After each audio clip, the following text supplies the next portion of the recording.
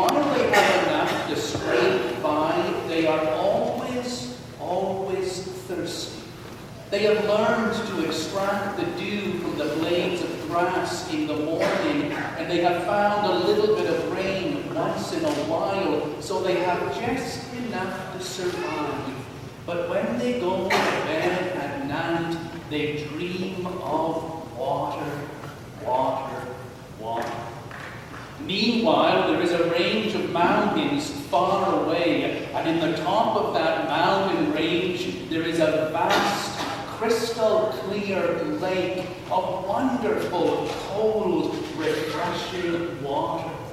And the great king of the mountain sees the people in the desert and knows that they are thirsty, and so with compassion and love, he digs a channel under the ground all the way from the mountain lake to the middle of the desert. And there in the desert, a great, cold, clear fountain of water gushes up from the ground, and the people dance and sing for joy and drink until they are filled, and they fill their buckets and their bowls, and from that day on, they are never, ever thirsty again. But then one day, the people in the desert feel that this fountain of water is so valuable, they need to protect it. And so they build a great building around it, a building with tall windows and spires reaching up to heaven, and they call it a cathedral. And they put a great wooden door on the cathedral to be sure that nobody can sneak in and steal the water, lest it run out or be given to people who are not worthy. And now once a week, all of the people come to that cathedral with buckets and bowls to fill them up with the precious water, and they take it home again. And generations go by, and people begin to be afraid that the water is going to run out, so they build a wall around the cathedral. And inside, over top of this flowing fountain, they build a floor of stone, so no one can get to it but the priest. And the priest gives out cups of water to those whom he and the rest of the church leaders deem to be worthy of it. Generations pass by. The old cathedral crumbles. They build a new one on top of it, and a new floor of stone over the fountain. So now the fountain is barely accessible to anyone. And 100 years later, they build on top of it again, and now the fountain is all but forgotten. The people still come to the cathedral once a week, but they have forgotten about the fountain.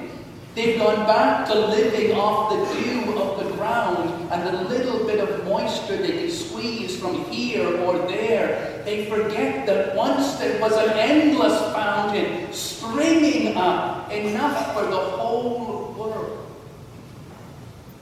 Sometimes at night, when the leader of the cathedral walks through the great building, he thinks that in the silence, he hears the echo of running water deep, deep beneath his feet. And he weeps because he is so thirsty. You see, there is a fountain.